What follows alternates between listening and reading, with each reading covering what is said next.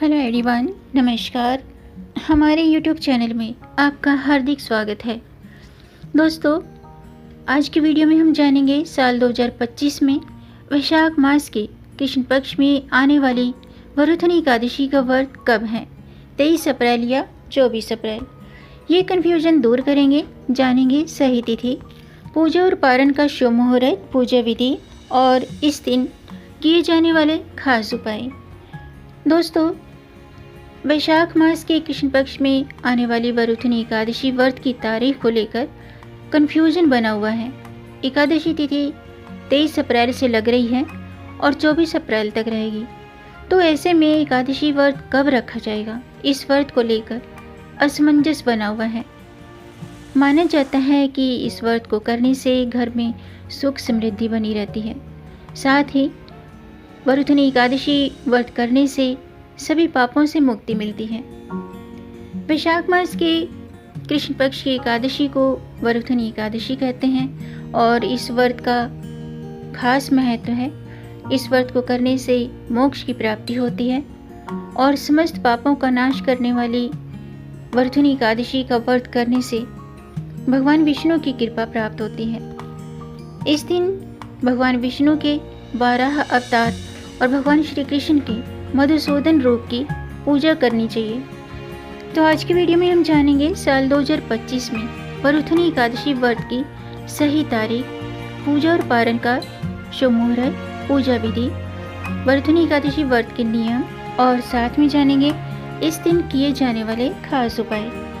तो दोस्तों, वीडियो शुरू करने से पहले आपसे ये अनुरोध है, अगर आप इस चैनल पर नए आए हैं और पहली बार आए हैं तो इस चैनल को सब्सक्राइब कर दीजिए और बेल आइकन बटन प्रेस कर दीजिए ताकि आने वाली वीडियो देख सकेंगे आप सबसे पहले।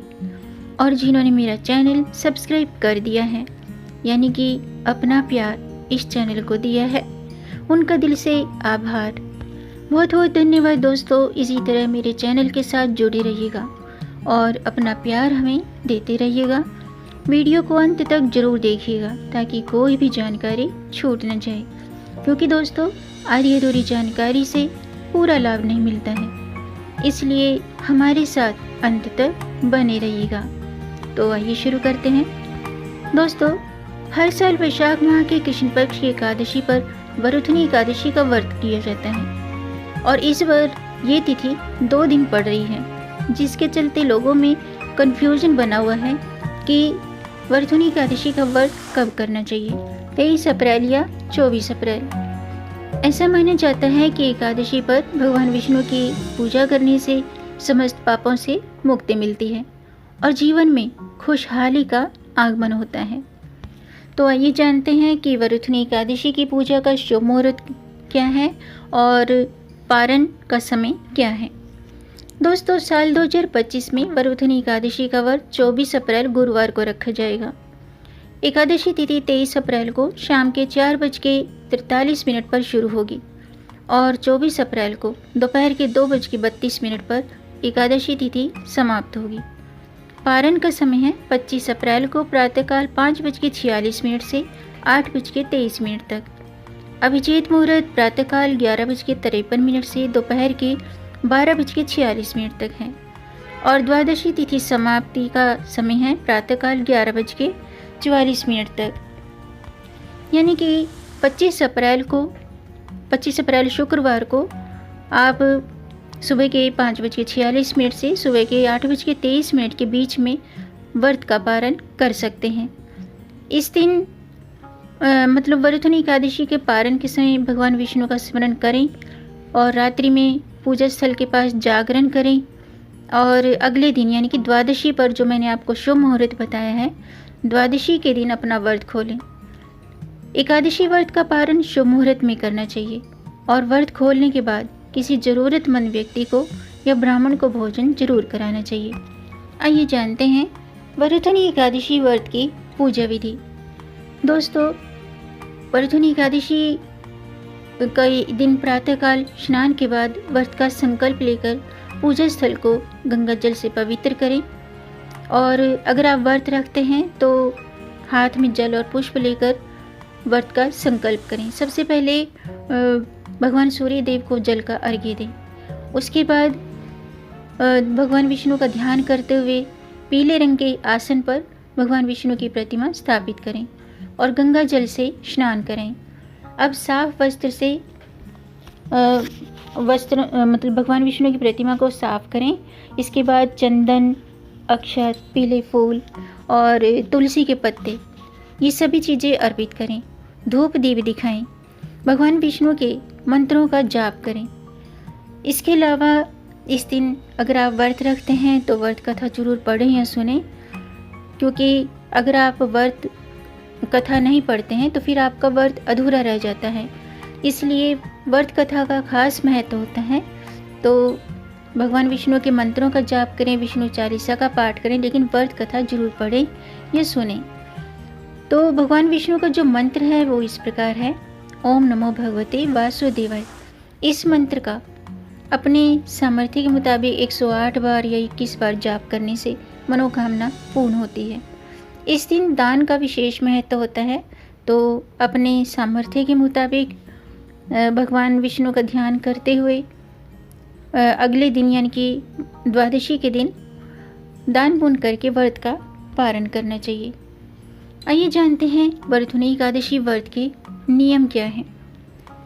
दोस्तों, ऐसा माना जाता है कि एकादशी व्रत में 3 दिन नियमों का पालन करना चाहिए। दशमी को सात्विक भोजन करना चाहिए, एकादशी को व्रत रखना चाहिए और द्वादशी को व्रत का पारण करने के बाद व्रत खोलना चाहिए। और 3 दिन तक सात्विक भोजन करना चाहिए। व्रत के दिन तो अगर आप निर्जला रख सकते हैं तो निर्जल व्रत रखें, अन्यथा आप अपने स्वास्थ्य का ध्यान रखते हुए फलाहार व्रत भी रख सकते हैं। इसके अलावा इस दिन अगर आप व्रत नहीं भी रखते हैं तो तामसिक चीज़ों के सेवन से बचना चाहिए। अल्कोहल का सेवन न करें, मांस मदिरा का सेवन न करें और एकादशी के दिन तुलसी की पत्तियां भी न तोड़ें, क्योंकि एकादशी के दिन तुलसी माता भी श्री हरि के लिए निर्जला व्रत रखती हैं। तो इस दिन तुलसी में जल देना भी वर्जित होता है और तुलसी के पत्ते भी नहीं तोड़ने चाहिए। पूजा पाठ के लिए, व्रत के लिए आप 1 दिन पहले तुलसी के पत्ते तोड़कर रख सकते हैं। और दशमी, एकादशी, द्वादशी 3 दिनों तक व्रत का पालन करना चाहिए। अगर आप व्रत रखते हैं तो ब्रह्मचर्य व्रत का पालन जरूर करना चाहिए। इसके अलावा अगर आप व्रत नहीं भी रखते हैं तो एकादशी के दिन चावल का सेवन न करें। बाल, नाखून, दाढ़ी, मूंछ भी नहीं बनवानी चाहिए और किसी का दिल न दुखाएं, किसी बड़े बुजुर्ग का अनादर ना करें। इसके अलावा इस दिन भगवत गीता का पाठ करना शुभ होता है। आइए जानते हैं वरधुनी एकादशी व्रत के उपाय। दोस्तों, वरधुनी एकादशी के दिन भगवान विष्णु के साथ साथ माँ लक्ष्मी की विधि पूर्वक पूजा जरूर करनी चाहिए। भगवान के सामने घी का दीपक जलाने से सारी मनोकामनाएं पूरी होती हैं, सभी समस्याएं दूर होने लगती हैं।